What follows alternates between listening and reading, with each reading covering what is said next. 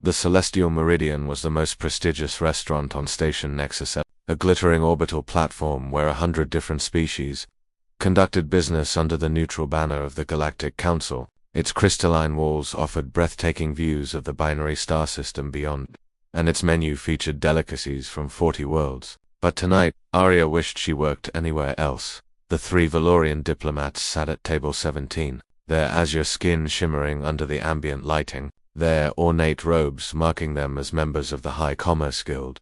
They had ordered the finest dishes, Andromedan pearls swimming in bioluminescent sauce, rare Kepler truffles worth more than Arya's monthly salary, and bottles of century-old Proximan wine that cost a small fortune. Arya had served them with practiced efficiency, her smile never faltering despite their condescending remarks. Humans were still considered a junior species in galactic society, newcomers who had barely left their solar system before stumbling into a universe already ancient and organized. She was used to the dismissive glances, the way some aliens spoke over her as if she were furniture.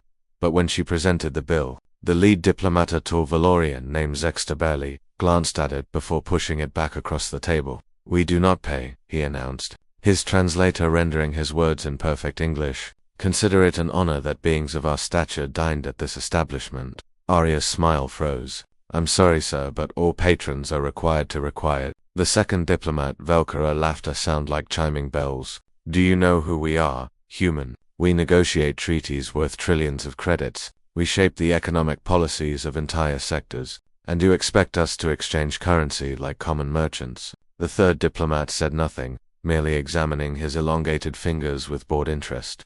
Arya felt her face flush. Station security would side with the Valorians, they always did. The Galactic Council's influence was absolute, and humans had no leverage, no ancient alliances to call upon. She was alone in this, as humanity so often was. "The bill is 4,800 credits, she said quietly, holding her ground. "Please." Exar leaned back, his expression darkening. "Or what, primitive? Will you cry to your superiors? File a complaint that will disappear into bureaucratic void? You humans are so desperate to be accepted, yet you understand nothing of how civilized society operates. We dine, you serve. That is the natural order." Something cold settled in Arya's chest. Not fear, she had felt fear countless times working here. This was something else. Determination, perhaps, or stubbornness. The very human refusal to accept what others declared inevitable.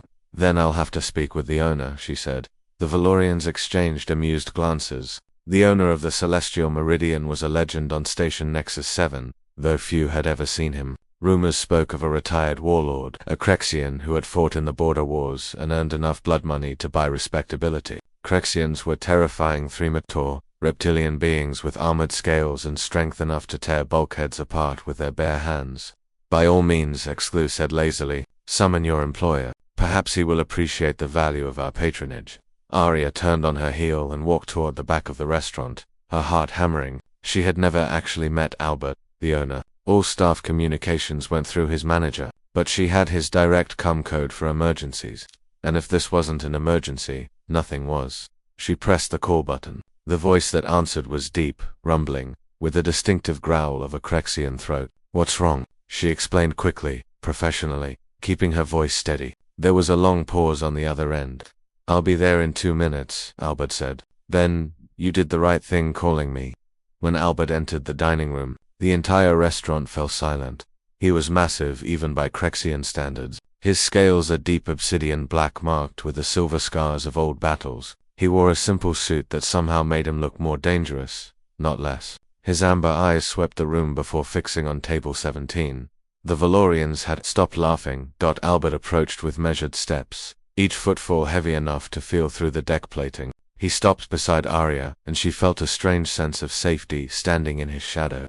"Gentlemen," Albert said, his voice carrying despite its quietness. "I understand there's been a misunderstanding about payment." Zexter recovered his composure first. "There is no misunderstanding. We simply choose not to." "You simply choose not to pay my employee for services rendered," Albert interrupted. "In my establishment, where I set the rules." "Your establishment operates under Galactic Council jurisdiction," Velkara interjected. "We have diplomatic immunity," and Albert laughed. It was not a pleasant sound. Diplomatic immunity applies to criminal prosecution, not civil obligations. I spent 15 years navigating council law during the border wars. I know exactly what your immunity covers. He leaned forward slightly, and all three Valorians leaned back. It does not cover theft of services.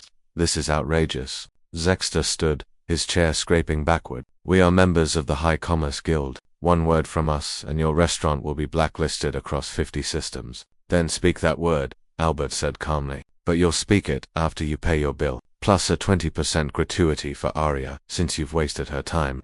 The standoff lasted 5 heartbeats, then 10. Arya barely breathed. Finally, Zexter pulled out a credit chip and slammed it on the table. 6,000 credits. Keep the change, and I hope we never return to this establishment. Your hope is mutual, Albert replied.